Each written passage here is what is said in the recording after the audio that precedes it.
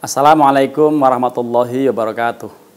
Bismillahirrahmanirrahim. Alhamdulillahirabbil alamin. Allahumma shalli wa sallim wa barik ala sayyidina Muhammadin wa ala alihi wa sahbihi ajma'in, amma ba'du.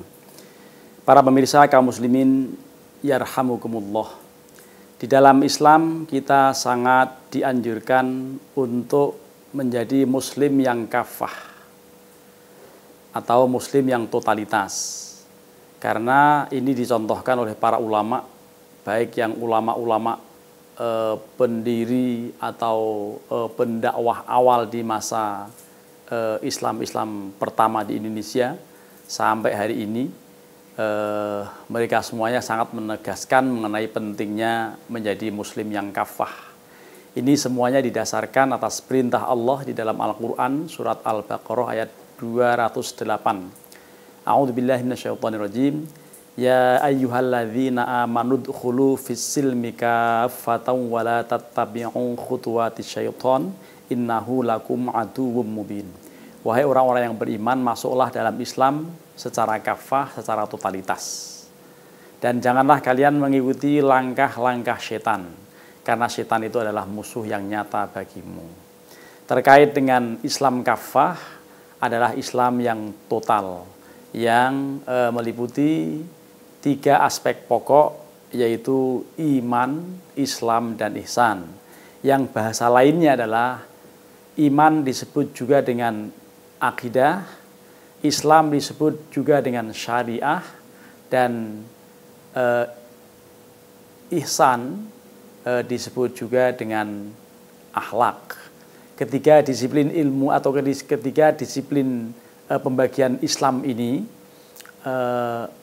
ilmu akidah atau ilmu tentang tauhid, ini ilmu tentang usuluddin, ini disebut dengan ilmu tauhid.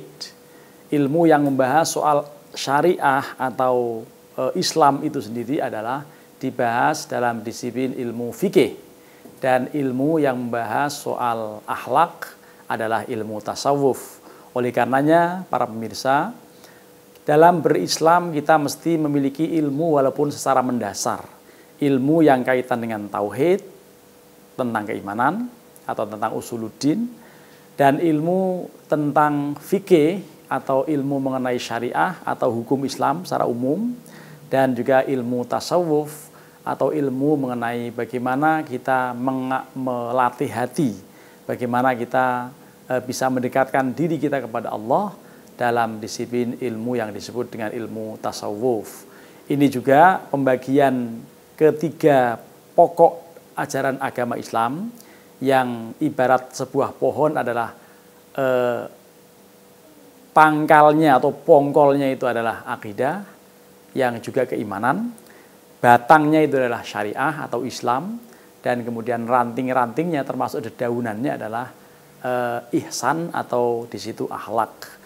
Ini didasarkan atas satu hadis Rasulullah SAW yang disampaikan oleh Abdullah bin Umar atau yang disampaikan oleh Umar ibnul Khattab, ya, bahwa hadis Umar yang mengenai hadis malaikat Jibril datang menjelma seseorang yang tampak dengan penampilan yang berambut ikal hitam, kemudian berpakaian serba putih, datang langsung menghadap Rasulullah, bahkan duduk persis di depan Rasulullah, seakan-akan dengkul malaikat ini nyentuh dengan dengkul Rasulullah. Sehingga yang cukup mengagetkan dalam hadis ini, orang yang datang ini mengatakan, yang belakangan diketahui ialah malaikat Jibril, memanggil dengan kalimat ya Muhammad, akhbirni anil iman. Ya, kemudian Rasulullah SAW menjelaskan iman itu adalah antu'mina billahi wa malaikatihi wa kutubihi wa rusulihi wal yaumil akhiri wa bil qadari khairihi wa syarrihi minallah. Yang kemudian muncul rukun iman. Iman kepada Allah, iman kepada para malaikat, iman kepada kitab-kitab Allah, iman kepada utusan-utusan Allah, iman kepada hari akhir, dan iman kepada takdir atau qada dan qadar. Ini kemudian ketika itu malaikat yang datang tadi kemudian mengatakan sodakta, tepat wahai kamu Muhammad. Demikian juga ketika ditanya mengenai Islam, Rasulullah menjawab Islam adalah antas syahada alla ilaha illallah wa anna muhammadar rasulullah wa iqamis shalah wa itaiz zakah wa shaumi ramadan wa hajjil baiti man istata'a ilaihi sabila. Ini yang kemudian muncul rukun Islam, ya, yang di dalam konsep dakwah mendasar di kawasan masyarakat Jawa, ya, Islam yang disampaikan oleh ulama-ulama yang hidup di Nusantara ini, ulama-ulama yang bijak, ulama-ulama yang baik hati menyampaikan dakwah dengan sederhana. Ketika Al-Fakir masih dalam tataran sekolah MI waktu itu sudah menyebut singkatan atau parian di dalam bahasa Jawa yang disebutkan dengan istilah jidat, rolat, lukat, patsomoji, siji sahadat, loro solat, telu zakat, papat poso, dan yang kelima adalah haji. Ini adalah rukun Islam yang tentu dikaitkan dengan hadis lain yang mengatakan buniyal islamu ala khamsin dan seterusnya. Para pemirsa kaum muslimin yarhamukumullah, mengenai Islam kafah selain didasarkan pada Al-Quran dan hadis, ini tentunya memang idealnya kita menjadi muslim itu harus yang sempurna. Akibat kalau tidak sempurna, kalau tidak menjadi komprehensif dalam memahami Islam, maka sangat berbahaya. Ada orang yang punya pendapat bahwa yang penting saya hidup normal, yang penting saya tidak mengganggu orang. Urusan sholat atau kita mau zakat atau mau puasa itu urusan pribadi dengan Tuhan, dengan Allah.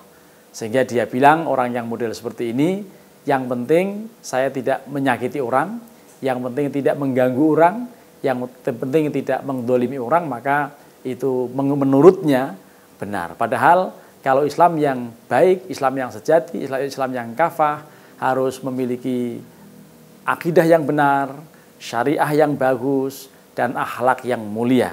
Tanpa ini, ya orang tidak mungkin akan bisa menjadi muslim yang kafah. Bahkan ilmu mengenai ketiga hal ini penting juga untuk diketahui walaupun secara mendasar. Tidak perlu kemudian secara mendetil kecuali bagi asatid, bagi kalangan guru, bagi kalangan ulama yang memang tugasnya adalah mendakwahkan ajaran agama Islam. Itu mutlak untuk mengetahui dengan baik mengenai ilmu-ilmu mendasar terkait ilmu tauhid, ilmu syariah, atau ilmu fikih, dan ilmu tasawuf. Ini kemudian di berbagai pesantren di Nusantara ini, berbagai kitab yang terkait dengan soal ilmu tauhid dimunculkan banyak atau ditulis oleh para ulama, termasuk Syekh Nawawi Al-Bantani. Ya, beliau punya kitab Nudzolam antara lain. Ya, kemudian kitab-kitab kecil yang lain yang beliau tulis, termasuk ada seorang Habib, ya, yang bercerita kepada Al-Fakir bahwa kalau ingin mengetahui konsep tauhidnya yang sangat mendalam, bacalah kitab Tafsir Maroh Labid karya Syekh Nawawi Al-Bantani. Ini ulama yang luar biasa di dalam menyampaikan keilmuan melalui tulisan-tulisan baik yang disiplin ilmu tauhid, ilmu fikih, dan ilmu tasawuf. Beliau menulis berbagai kitab. Mudah-mudahan kita menjadi muslim yang kafah dengan mendalami berbagai ilmu yang ada di dalamnya, dan iman kita menjadi baik, Islam kita menjadi baik, ihsan kita juga menjadi baik, karena kita memiliki ilmu yang memadai, baik ilmu tauhid, ilmu fikih, dan ilmu tasawuf. Terima kasih, mudah-mudahan bermanfaat. Wallahul muwaffiq ila aqwamit thoriq. Assalamualaikum warahmatullahi wabarakatuh.